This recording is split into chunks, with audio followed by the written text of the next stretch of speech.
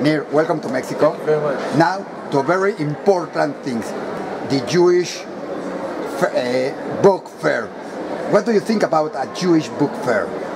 Well, I think it's an interesting concept. It depends in the content of the book fair, and in the people that are coming, and the events, and the panels, and the intellectual themes that are going into the festival.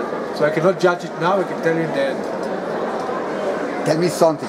Is there something called a Jewish book? What do you think No, it's I don't think they're a Jewish book, but I think there are some Jewish themes that you can see in books from Jewish writers all around the world.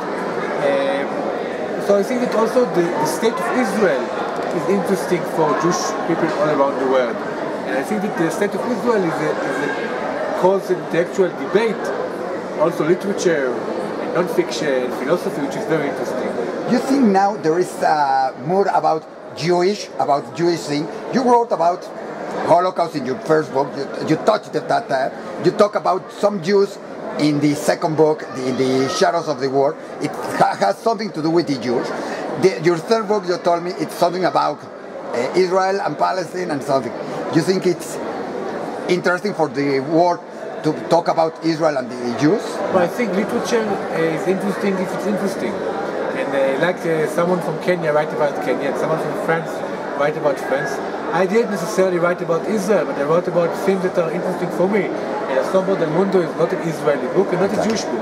It's basically a book about what does it mean to live under capitalism in our day and age. So I think that every book, the question is it interesting as a novel? The themes are not so important when you read the book.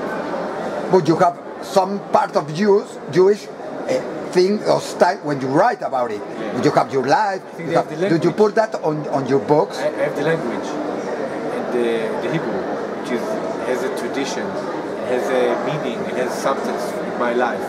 And all the layers of Hebrew, also the biblical layers of Hebrew, which are very important for me.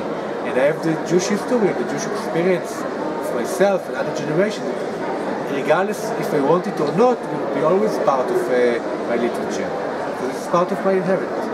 Now we have many Israeli writers that are becoming very famous around the world.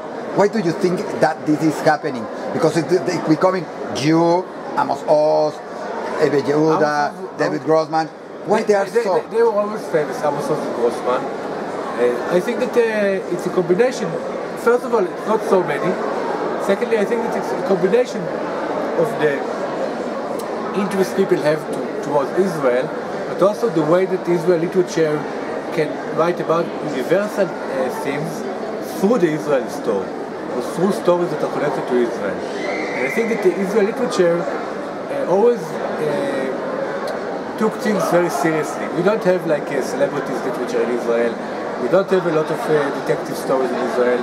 So literature in Israel was always a very serious thing. And I think that there were some achievements in this field to Israeli writers. Sometimes you told me about peace in Israel, and you are an ambassador for around the world from Israel. What do you think about that? From years ago we spoke about it. What do you think now about Israel, about the world? What is your opinion on how is Israel now in the world?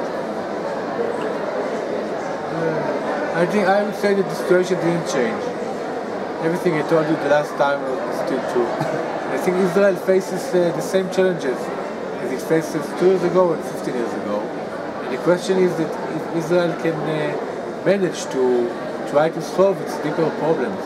When you are writing, and you think about writing something about Israel, about Jews, you think, no, maybe I won't write this because it can be something bad for Jewish people, or you write it and you are not thinking about what can people think about Judaism, about Israel in this literature. I don't give a fuck. All right, I know. Thank you very much.